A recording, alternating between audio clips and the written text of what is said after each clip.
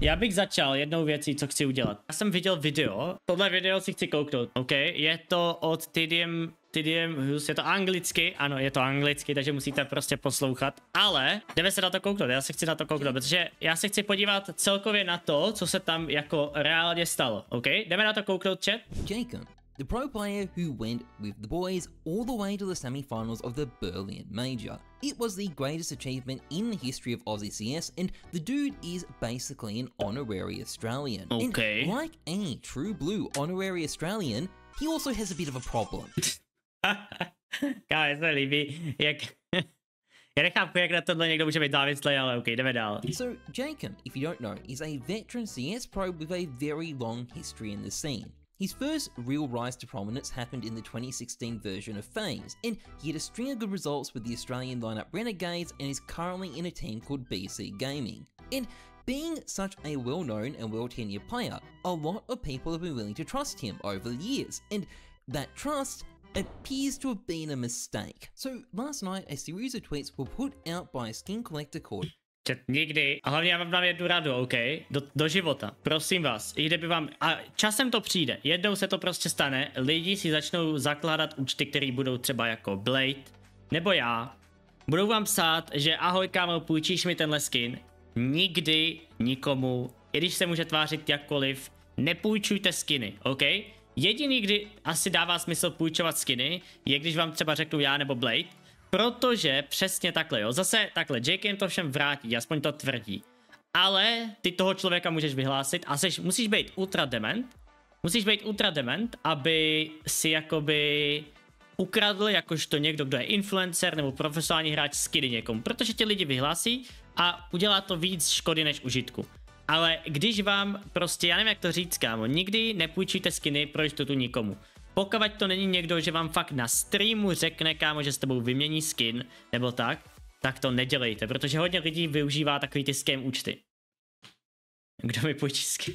Urslan. In March 2023, I lent out skins to Jacob to play with during the Paris Major, now worth 11k USD. Months later, he had gambled my skins away. After a year of excuses, lies and deceit, I have no choice left but to go public. These are the skins, by the way, and here is Jacob playing with them at the Major. Jacob then told Urslan he was going to rebuy the skins in better condition, except he didn't. He then proceeded to stall for months.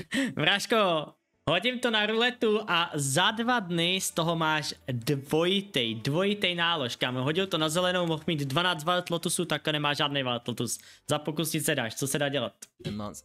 months, Urslan then gave him a deadline, which Jacob didn't meet, and when Zipple intervened and that didn't help either, Urslan finally gave up and went public. Now, this thread immediately got a lot of attention. As you can see, there was 12k likes when I took this screenshot. I'm sure there's even more by now. And a lot of people quickly started noticing that Jacob's behavior here made no sense. Firstly, the dude would have made hundreds of thousands of dollars from stickers at the Paris Major. Now, I'll include some simple numbers on the screen, but I think you'll agree the maths is definitely not mathing on this one. Jacob also has gambling sponsors. Gambling sponsors pay really well. So again, why couldn't Jacob afford to pay this guy back?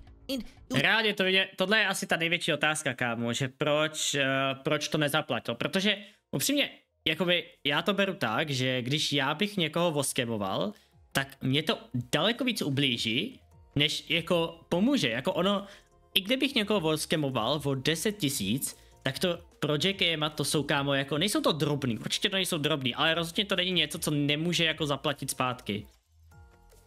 Ale jako, hele, určitě jako, co já plánuju, nebo co si myslím, že se stane v tomhle videu, je to, že borec sice vydělal hodně peněz, ale pravděpodobně všechno prohrál na těch stránkách, OK?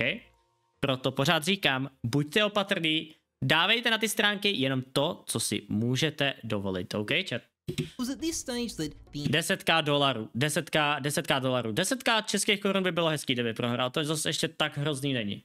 inevitable started happening and other people started coming forward. In fact, it turns out Jacob is what you might describe as a serial skins borrower. In fact, it quickly became apparent that this stuff was well known behind the scenes and had just been kept quiet until now, and Jacob had even been kicked out of the Discord server for lending CSGO pros your skins due to his misconduct. What? So how many people are accusing Jacob of scamming? Well, I can reveal that Kámo, jenom taková věc, jo, jak moc hloupej musíš být, abys tohle dělal, kámo. Jakože, jak moc, kámo, IQ musíš mít, abys tohle udělal. the number of accusers is about 30, and you may have seen a figure of 300,000 floating around. I can also confirm that figure is accurate. Now, I do want to emphasize, these are only allegations, and some of these allegations, based on what I've heard, may not be entirely black and white. But what is black and white at this point is that there is a pattern of behaviour when it comes to Jacob. You don't need to be Scooby-Doo to figure out what's caused it. So Jacob, as you might imagine, is a gambling addict. In fact, by his own testimony, he's been a gambling addict ever since he turned 18. And this is of course at the root of the problem. Where has all this money gone? Jacob gambled it. Now, after briefly deleting his account, Jacob came back and gave an apology which I think we can safely say is less bad than Maniac's. Takhle, kámo, jakoby, nevím, no, chat, jakoby, napište mi, jaký máte zatím na to názor, třeba tady na tu omluvu, kámo, protože jako je hezký, že se takhle omluvíš, ale tohle, co ti doslova může vygenerovat ChatGPT, kámo, za 10 sekund, jakoby, já nevím, no, jako já naštěstí jsem jeden z těch lidí, který prostě, já si nedokážu představit být závislý na gamblu, upřímně. Ano, mám zase jiné věci, mám třeba závislost na tomhle, takže nikdo není dokonalej, ale prostě nechápu to upřímně.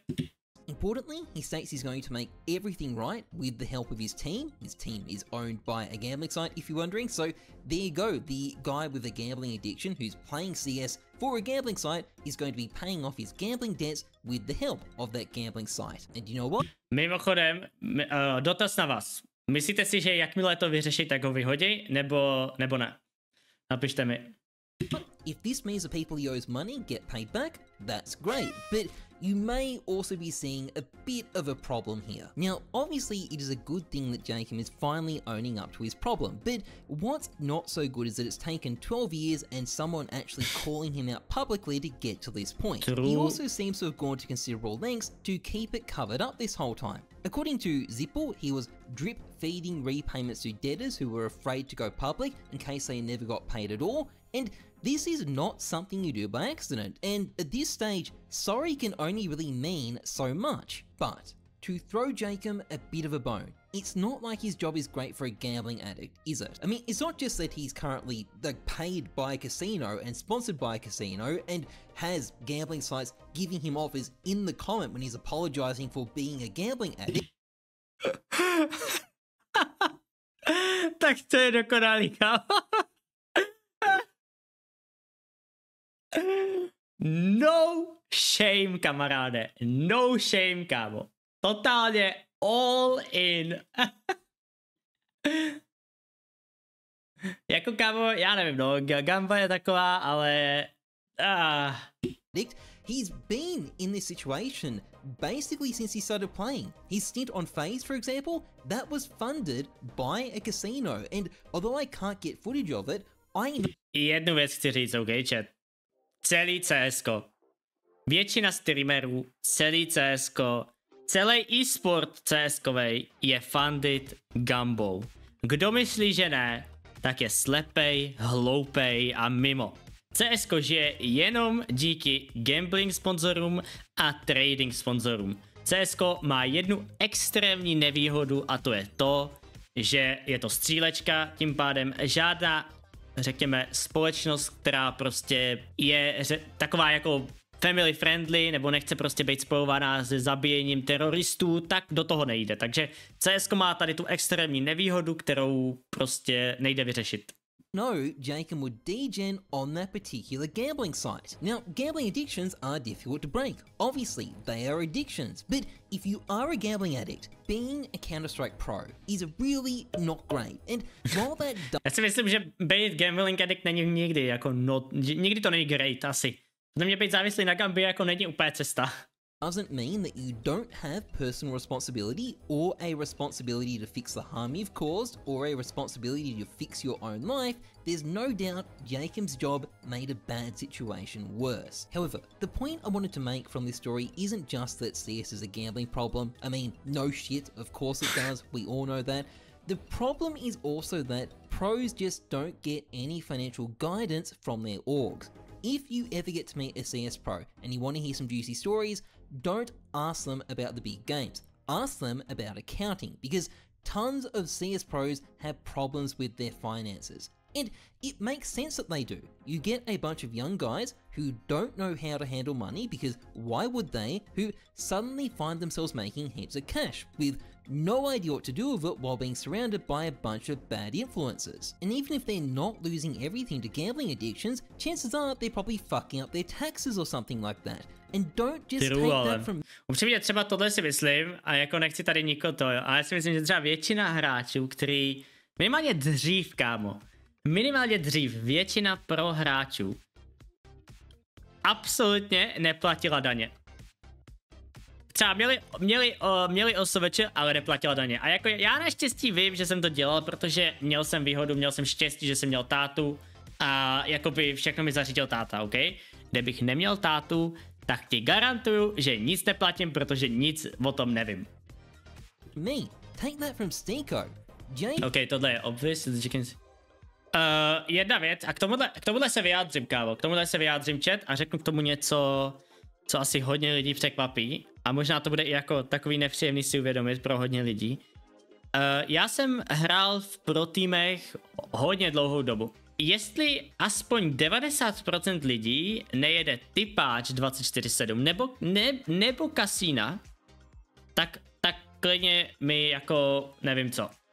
Protože na férovku hodně lidí, co já znám, který se mnou hráli v profesionálních týmech CS:GO, jsou, můžeme tvrdit, i závislí na gamblingu nebo závislí na prostě kasínech a vsázení na zápasy. OK? To je realita, je to smutná realita, byl jsem toho svědkem a Stiko tady má naprostou, ale naprostou pravdu. Je to crazy, ale je to tak. Is an extreme example, but he's part of a much bigger problem in the pro scene, and this problem is caused by orgs not taking the time to sit their players down with a financial advisor. They'll pay for nutritionists, they'll pay for sports psychologists, so they should be able to pay for this too. And the amount of hardship it would save some pros is immense. The gambling sites can't be helped, they're not going away, but this definitely can be helped, and I think it'd be great if it was taken more seriously. Yep. Anyway, that's pretty much it for this video. OK, hele, lidi, řeknu tomu tohle, jo. Někdo se tady ptá, jestli CSkoví hráči prodávají své zápasy. Já jsem na CSku na scéně byl tak 10 let, možná třeba 5, na tý full time. A nikdy jsem se nesetkal s tím, že by mi někdo řekl, pojď prodat nějaký zápas. Žádných hráčů, kterýma jsem já hrál, tak aspoň mě do toho nikdy nezapojili. A nejsem si vědom, že by to někdy dělali. Co se týče gamblingu jako takového, říkám, 90% lidí, s kterými jsem hrál a bylo jim 18+, tak prohrávali hodně svoji výplaty na gamblingu. Já třeba osobně nemám ani žádný účet na žádné stránce, kde jakoby třeba Tipsport nebo takhle, na vsázení, takže tak. Já jsem investoval do CSGO rolu, dobrá investice, bráchu, doufám, že se vyplatila. Nevím, chat, jakože, hele, řekněte mi na to váš názor, ale já osobně si myslím, že prostě byste měli být rozumný. Ono, já k tomu řeknu ještě jednu věc, jo, já jako taky mám samozřejmě stránky takovýhle, můžete tomu říkat, jak chcete, lootboxy a tak dále, ale myslím si, že byste měli být rozumný, kámo, jo. Jakože já to říkám pořád tím lidem.